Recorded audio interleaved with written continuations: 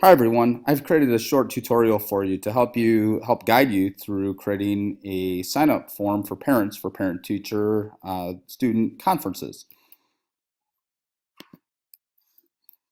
So first you'll want to go to signupgenius.com, and on their homepage you'll click on the button, the orange button that says create a sign up, and then you'll be prompted to complete a new member registration. Once you've completed that, click the green button for register now. So once you've created that sign up, it'll take you to a page where you'll fill in general details. You'll want to begin by creating an existing group name, and this may be just Badger Ridge Middle School. It may say something like Badger Ridge Middle School Fall Conferences. You may also include your own name, so it may say Mr. Murphy's Conferences. You also want to create a title of the sign up. So Fall 2016 conferences, again, you may want to personalize it to create your name. And then lastly, you'll want to provide a description. This description will show up on the sign up form. It will also be included in the email that parents receive. Once done, go down and hit the green continue button. The next page will ask you to select a theme. There's a variety of themes. I've just selected the simple calendar theme down in the right-hand corner. And then once you're done with that, again, go down to the bottom and click continue. The next step is where you'll begin setting dates and times. So I've found that the easiest way to do this is using the custom button. And so by clicking custom, it'll then allow you to create multiple dates and times. This seems to be the easiest route to go. So I have then entered in October 27th and also November 1st. I've selected on the 27th that there'll be a 7:30 a.m. start time with an 11:30 a.m. end time. And then on the 1st, a 4 p.m. start time with an 8 p.m. End time. And then also you may want to enter the room number in which you'll be holding conferences. So in this case, for the first one, I entered that my conferences will be occurring in room 2.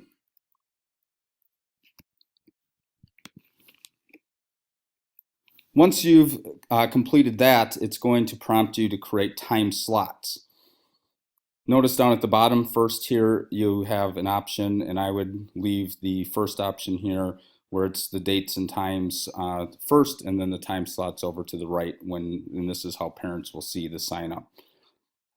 As far as selecting the time slots, the easiest way to do this is by bulk import. So clicking this button here where it says bulk import, and then it'll create a screen, or it'll take you to a screen that looks like this. So you can either create all of your time slots maybe in a Google Doc and then cut and paste them here, or you can just type them in by the increments you've chosen. So you may have either 10, 15, 20-minute conferences. I've chosen 15-minute conferences. And you can notice I do this one every line. So this is the way in which you do it. You can't just do them, a string of them in a row. I do this one every one, but I could. So you'll click so a time slot, so 8 o'clock, 8:15, 8:30, 8:45, and then make sure that you go down and click selected dates. And obviously these times correspond with the time for 10:27. So I've clicked 10:27, and then I will click down at the bottom to continue on.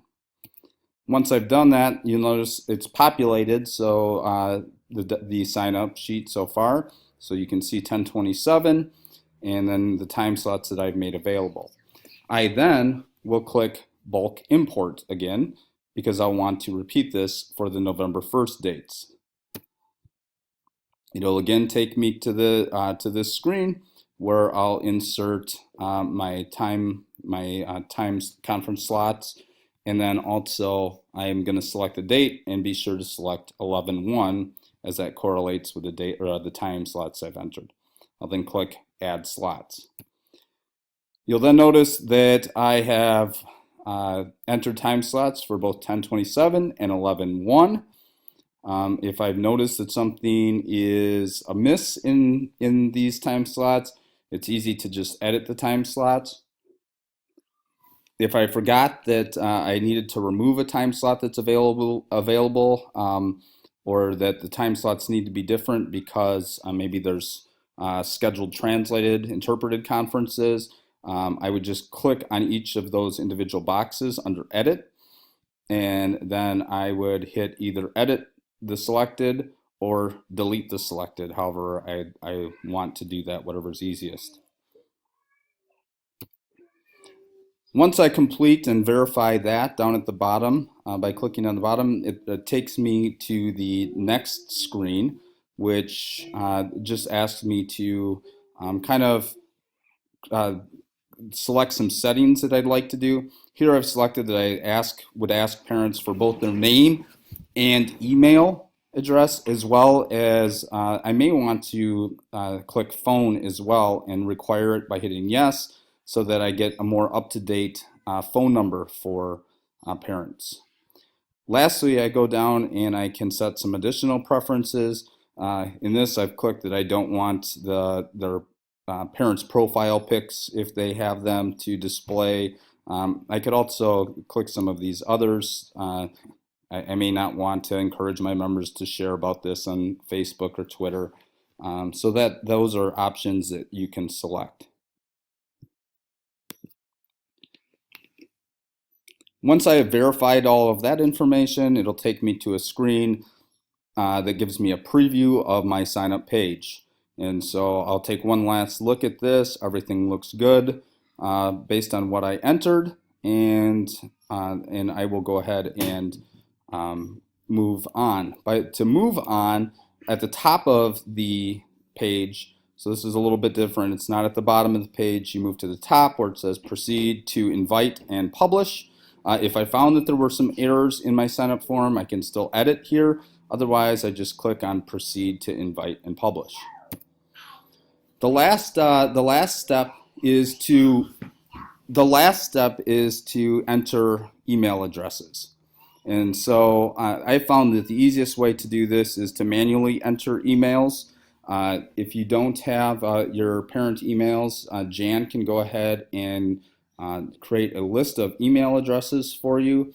But you'll be able to go then, and probably the easiest way is to cut and paste all of those emails directly into a box that looks like this. Because I've created a sign up previously, this screen looks just a little bit different, but again, look for the manually enter emails, and then again, you could do this in two different ways. Either when you cut and paste them, again, it either needs to be one email address every line, or the other option is you can separate the emails by using a comma. The last thing I would just note is, again, making sure that any interpreted conferences that have already occurred, that you make sure that those email addresses are not in in this document, just because you've already created those. Those conferences have already been scheduled. So this is a rundown of, and actually the last step is then down at the bottom. It'll prompt you with two options. Either you invite your parents to participate, and it'll send out the email immediately, or there's a second button that allows you to schedule the invite to be sent at a later date. So I've actually gone ahead and sent this invite to myself immediately. And I've already received the prompt for me to go ahead and schedule conferences. So we will go ahead and we'll have kind of a help session on this Wednesday during our faculty meeting, and feel free at any point to ask any questions. Thank you for following along, and again, this is under 9 minutes. This is really, once you get going, a pretty easy way to do this. I hope you're having a great day.